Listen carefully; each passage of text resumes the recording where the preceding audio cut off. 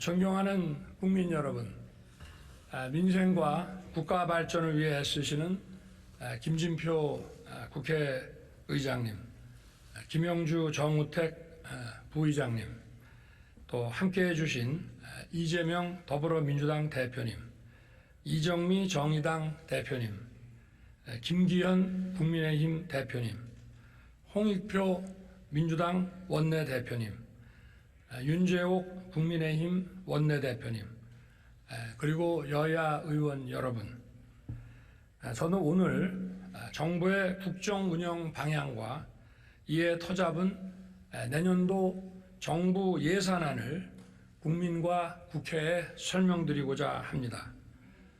최근 우리 경제를 둘러싼 대내외 여건은 여전히 녹록지 않습니다. 국제적으로 고금리와 고물가 상황이 지속되는 가운데 글로벌 경제가 위축되고 있으며 올해 세계 교역은 유례를 찾기 힘든 0%대 증가율에 그칠 것으로 예상됩니다. 또한 우크라이나 러시아 전쟁에 더해 이스라엘 하마스 무력 충돌로 인한 글로벌 안보 리스크까지 겹쳐 세계 경제의 불안전성이 커지고 있습니다. 세계 경제의 침체에 따라 대외 의존도가 높은 우리 경제의 성장세도 둔화되고 서민 취약계층 중심으로 민생의 어려움은 가중되고 있습니다. 이에 정부는 각별한 경각심을 가지고 거시경제 리스크 관리에 만전을 기하는 가운데 경기 회복과 민생 안정에 주력하고 있습니다. 경제 안보 상황을 24시간 밀착 모니터링하는 한편 상황별 조치 계획을 점검하고 신속한 적기 대응 조치를 상시 준비하고 있습니다. 한국은행이 지난주 발표한 3, 4분기 GDP 성장률 지표를 보면 우리 경제는 작년 말과 금년 초의 전망대로 하반기로 갈수록 성장세가 증가되고 내년에는 잠재 성장률 이상으로 회복되어 주요국을 상회할 것으로는 예상됩니다. 주력 수출품인 반도체 수출이 회복세를 이어가는데 자동차, 조선, 2차 전지, 방산 등 다양한 품목의 수출이 개선되면서 회복세를 견인하고 있습니다. 정부는 최근의 회복세가 더욱 힘을 받도록 수출 및 투자 확대 노력을 강화하고 내수 회복에도 주력하겠습니다. 그간 부진했던 경제 지표가 조금씩 나아지고는 있지만 민생의 어려움은 여전히 지속되고 있습니다. 유류세와 관세의 인하, 공공요금 관리 등으로 우리나라의 물가 상승률은 주요국을 비교해서 다소 낮은 수준이긴 합니다. 그러나 국민 여러분께서 체감하시는 물가는 여전히 높고 장기간 지속되어 온 고금리로 생계비 부담이 가중되고 있습니다. 정부는 물가와 민생 안정을 모든 정책의 최우선에 두고 총력 대응하겠습니다. 범정부 물가 안정 체계를 가동하여 장바구니 물가 관리에 주력하는 한편 취약계층의 주거, 교통, 통신 등 필수 생계비 부담을 경감하고 국민들이 체감할 수 있는 민생 안정 대책을 촘촘히 마련해 나아가겠습니다. 아울러 서민 금융 공급 확대를 통해 고금리 장기화에 따른 부담 완화 노력도 강화하겠습니다.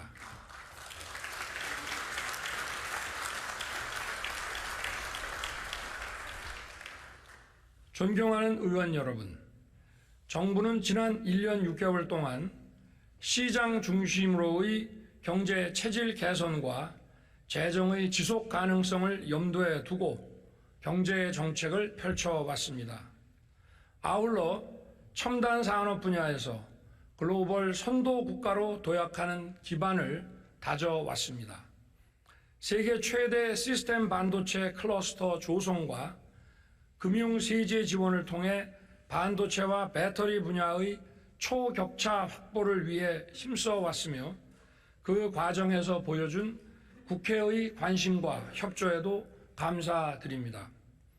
또한 복지 정책의 최우선을 약자 보호에 두고 어려운 분들에게 국가의 손길이 빠짐없이 닿을 수 있도록 노력하겠습니다. 저는 그것이 우리의 미래를 위한 것이라고 믿고 있습니다.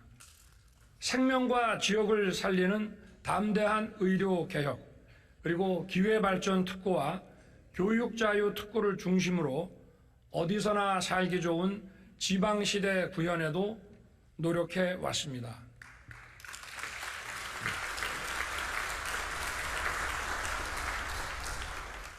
정부는 대한민국 미래와 미래 세대를 위한 3대 개혁에도 힘을 쏟아왔으며 특히 연금 개혁을 위한 준비를 착실하게 진행하였습니다. 우리나라 최고 전문가들과 80여 차례 회의를 통해 과학적 근거를 착실히 축적했으며 24번의 계층별 신중 인터뷰를 통해 국민 의견을 경청하고 여론조사도 꼼꼼하게 실시했습니다. 이렇게 해서 마련한 방대한 데이터는 국민연금 모수 개혁을 포함하여 연금제도 구조 개혁을 위해 요긴한 자료가 될 것입니다. 정부는 국회가 초당적 논의를 통해 연금 개혁 방안을 법률로 확정할 때까지 적극 참여하고 최선을 다해 지원하겠습니다.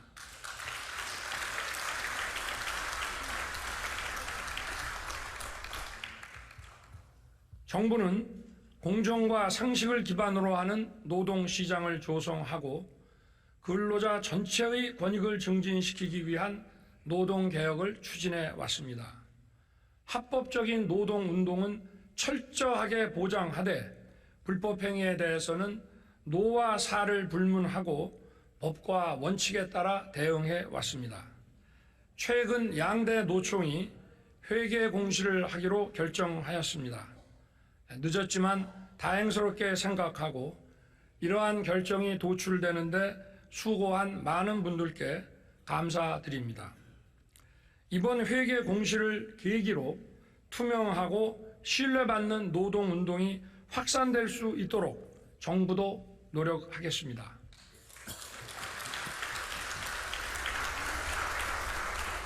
노사 모두 대한민국의 미래와 청년의 미래를 위한 노동개혁에 함께해 주실 것을 부탁드립니다. 정부는 교육의 다양성과 개방성을 존중하고 공정한 교육 시스템을 구축하는 교육개혁을 꾸준하게 추진해 왔습니다. 국제사회의 치열한 경쟁에 밀리지 않기 위해서는 다양성과 개방성에 기반한 인재 양성이 매우 중요합니다. 한편 수십 년간 공고하게 유지되어 온 사교육 카르텔을 근절하고 공정 입시를 실현하여 누구나 공평하게 꿈을 이룰 수 있는 교육 시스템으로 변화시켜가고 있습니다. 교권 확립을 위한 교권보호사법을 개정하여 학교 현장의 정상화를 위한 큰 걸음도 내디뎠습니다. 교권보호사법의 개정에 협조해 주신 국회에 다시 한번 감사드립니다.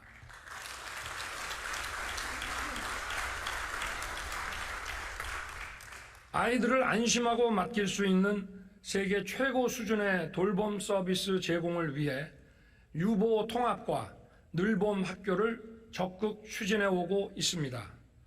우리 교육이 획일화된 틀에서 벗어나 다양하고 개방적이며 공정한 시스템을 통해 자녀들을 국제 경쟁력을 갖춘 인재로 키울 수 있도록 우리 교육의 개혁에 정부가 최선을 다하겠습니다. 우리나라 출산율은 세계 최저 수준으로 매우 심각한 상황입니다. 출산과 양육에 따른 경제, 사회적 부담 등 그 원인이 다양하겠지만 우리 사회에 대한 청년 세대의 불안이 응집된 결과일 것입니다. 저출산이라는 어둠의 터널에서 빠져나오려면 미래 세대에게 희망을 주고 우리 사회의 지속가능한 성장을 가능케 하는 경제, 사회 전반의 구조 개혁이 필요합니다. 이러한 연금개혁, 노동개혁, 교육개혁을 위해 의원님들의 깊은 관심과 지원을 부탁드리겠습니다.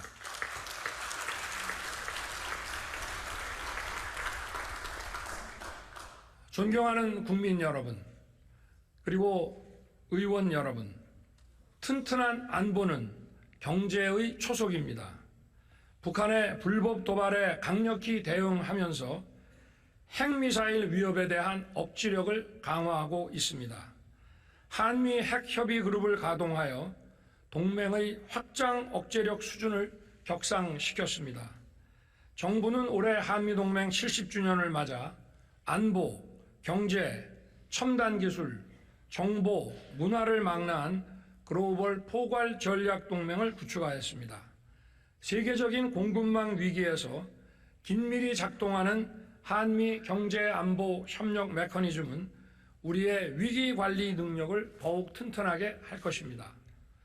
또한 반도체, AI, 우주와 같은 첨단 분야의 전략 동맹은 우리 기업과 국민들에게 더 많은 기회와 일자리를 제공할 것입니다. 한일 양국의 경제 협력과 비즈니스가 이제 활기를 띠기 시작했습니다. 일본은 반도체 소재의 수출 규제를 해제하였고 한일 간의 화이트리스트가 복원되었으며 통화 스와프도 재개되었습니다. 올해 한일 양국을 오간 방문객 수가 역대 최대치인 연간 1,000만 명 수준에 근접한 것은 양국 국민들 간의 상호 우호와 교류 열망을 반영하는 것이라 하겠습니다.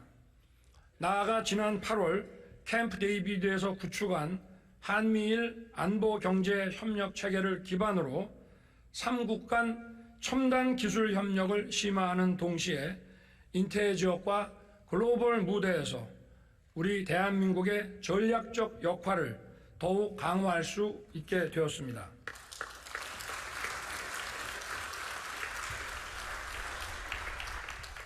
중국과는 지난해 11월과 올해 9월 각각 시진핑 국가주석과 리창 총리를 만나 자유무역과 다자주의에 대한 지지 입장을 서로 확인하였습니다. 올해 8월부터는 중국으로부터의 단체 관광이 재개되어 인적 교류가 활발해지고 있습니다. 정부는 중국과 호혜적 협력을 지속하면서 양국 기업과 국민들이 더 많은 교류의 기회와 혜택을 누릴 수 있게 할 것입니다. 저는 외교의 중심을 경제에 두고 우리 국민과 기업이 뛰는 곳이면 세계 어디든 달려가고자 합니다.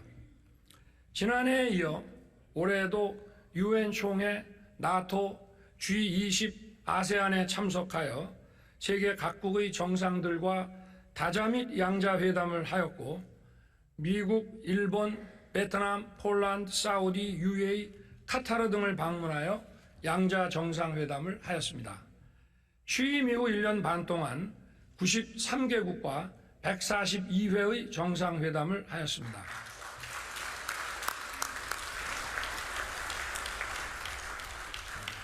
중동 3국과의 양자 정상회담 시에 양국 기업들 사이에 792억 달러, 약 107조 원의 수출과 수주가 이루어졌습니다.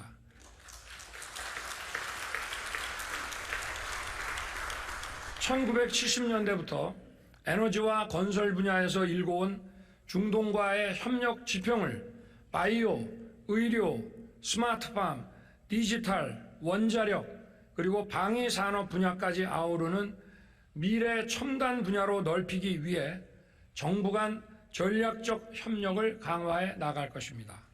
또한 인도, 베트남, 인도네시아 등 역동적이고 성장 잠재력이 큰 시장에 청년 사업가와 중소기업인들이 더 많이 진출할 수 있도록 정부는 적극 지원할 것입니다.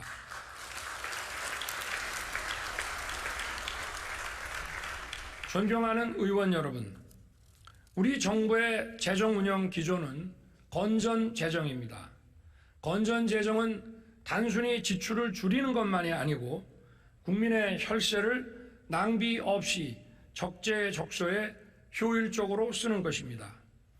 건전 재정은 대내적으로는 물가 안정에, 대외적으로는 국가 신인도를 유지하는 데 매우 중요할 뿐 아니라 미래 세대에게 감당하기 어려운 빚을 넘겨주지 않기 위한 것입니다. 최근 국제통화기금은 우리나라의 건전재정 기조를 옳은 방향이라고 호평하였고, 이에 따라 국제신용평가사들도 대한민국의 국가 신용등급 유지에 가장 중요한 요인으로 재정 건전화 노력을 꼽았습니다.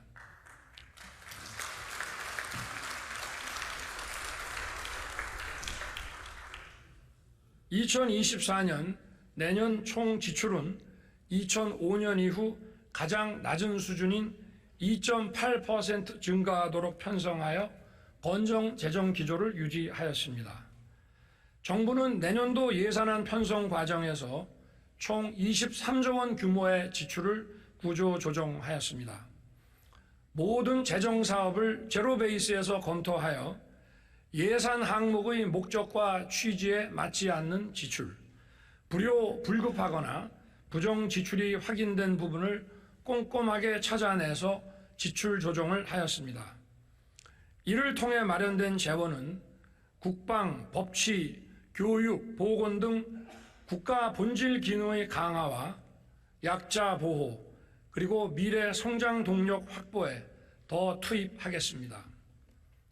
경제가 어려울 때일수록 어려움을 더 크게 겪는 서민과 취약계층, 사회적 약자를 더욱 두텁게 지원하겠습니다.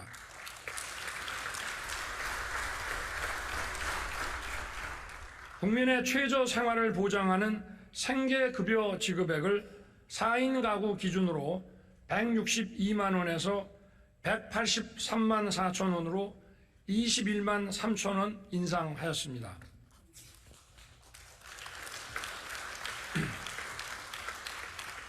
장애 정도가 심한 발달 장애인에게 1:1 전담 서비스를 제공하고, 가족 돌봄이 불가능한 경우에 제공하는 개별 돌봄 시범 서비스를 전국에 확대하여 24시간 지원 체제로 만들어 장애인 가족의 어려움을 덜어드리겠습니다. 자립준비 청년에게 지급하는 수당은 매월 10만 원씩 25%를 인상하고, 기초와 차상위의 모든 가구 청년들에게 대학 등록금 전액을 지원하겠습니다.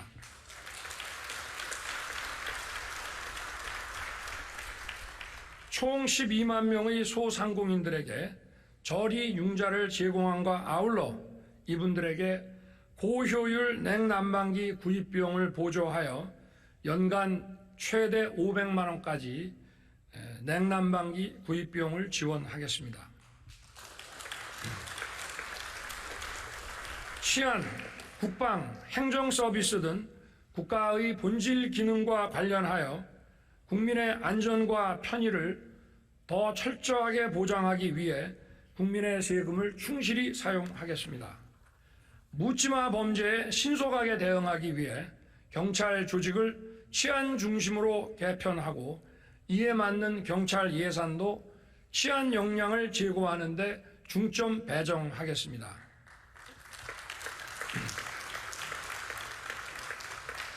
홍수 피해로부터 국민의 안전을 지키기 위해 하천 준설과 정비를 다시 본격 추진하고, 전국 하천의 홍수 조기 경보망을 확대하겠습니다. 군 초급 간부의 단기 복무 장려금을 인상하고, 전방의 농물 관사 제로화를 신속히 추진하여 국가 안보와 국민의 안전을 위해 헌신하는 군 장병들의 후생을 향상시키겠습니다.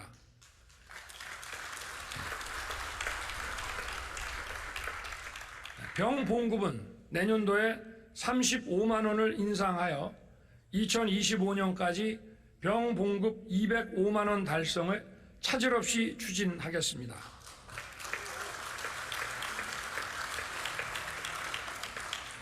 우리 국민과 기업의 글로벌 시장 개척과 활동을 전략적으로 뒷받침하고 글로벌 중추 국가로서 국제사회에 대한 책임 있는 기여를 할 수 있도록 개발 원조 ODA 예산 규모를 6조 5천억 원 수준으로 확대하겠습니다.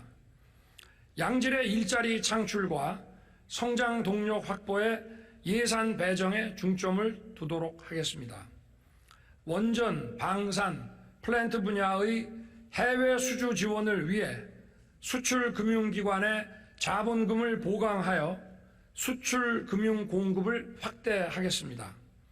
AI, 바이오, 사이버 보안, 디지털 플랫폼 정부 구축에 4조 4천억 원을 투자하고 공급망 불안정에 대비하기 위해 핵심 광물의 공공 비축도 늘리겠습니다.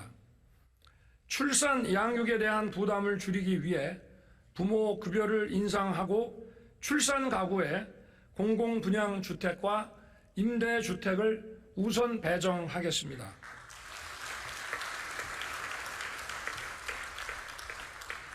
R&D 예산은 2019년부터 3년간 20조 원 수준에서 30조 원까지 양쪽으로는 10조 원이나 대폭 증가하였으나 미래 성장 동력 창출을 위해 질적 개선과 지출 구조 조정이 시급하다는 지적이 많았습니다. 국가 R&D 예산은 민간과 시장에서 연구개발 투자를 하기 어려운 기초 원천 기술과 차세대 기술 역량을 키우는 데 써야 하는 것입니다. 이번 예산안에는 첨단 AI 디지털, 바이오, 양자, 우주, 차세대 원자력 등에 대한 R&D 지원을 대폭 확대하였습니다.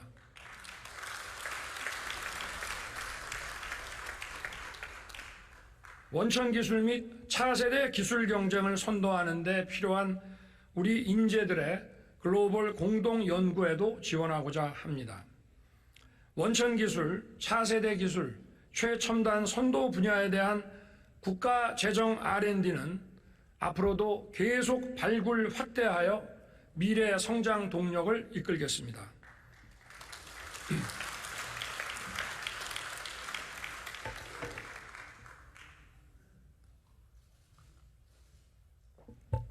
아울러 중소기업들이 자금 여력 부족으로 투자하기 어려운 기술 개발 분야와 인공지능, 머신러닝, 자율주행 등의 딥테크 분야에 대한 R&D 투자도 확대하겠습니다.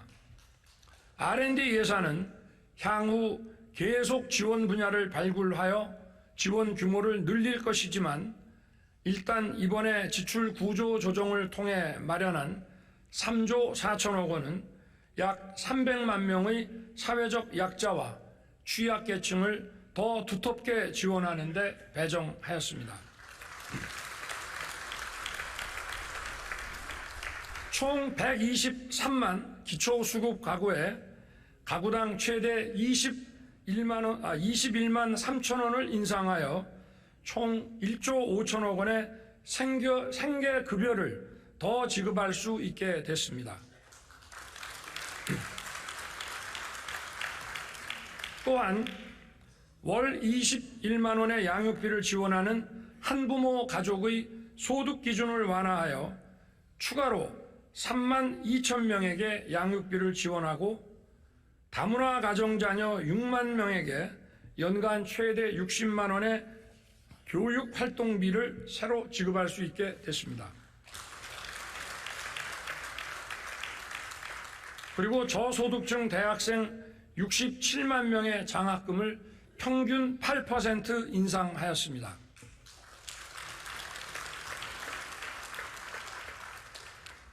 최근 국가재정 R&D의 지출 조정 과정에서 제기되는 고용 불안 등의 우려에 대해서는 정부가 세심하고 꼼꼼하게 챙기고 보완책도 마련하겠습니다. 존경하는 국민 여러분, 김진표 국회의장님과 의원 여러분, 최근 고유가, 고금리, 고물가로 민생의 어려움이 가중되고 있습니다. 정부가 마련한 예산안이 차질 없이 집행되어 민생의 부담을 덜어드릴 수 있도록 국회의 적극적인 관심과 협조를 다시 한번 부탁드립니다.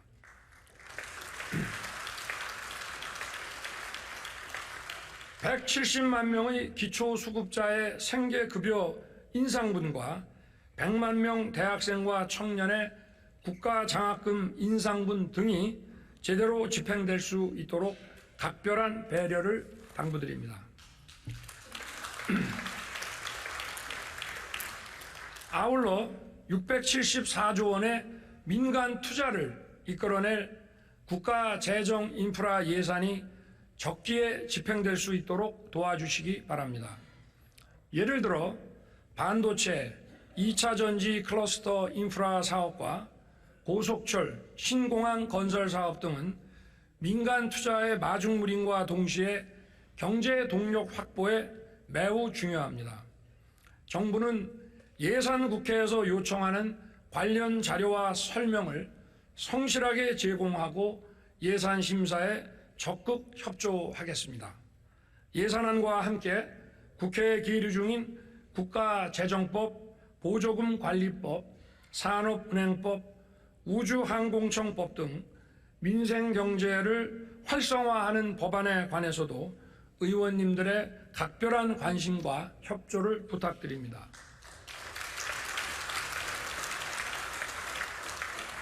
존경하는 의원 여러분, 지금 우리가 처한 글로벌 경제 불안과 안보 위협은 우리에게 거국적, 초당적 협력을 요구하고 있습니다. 당면한 복합 위기를 극복하기 위해 힘을 모아주시기를 부탁드립니다.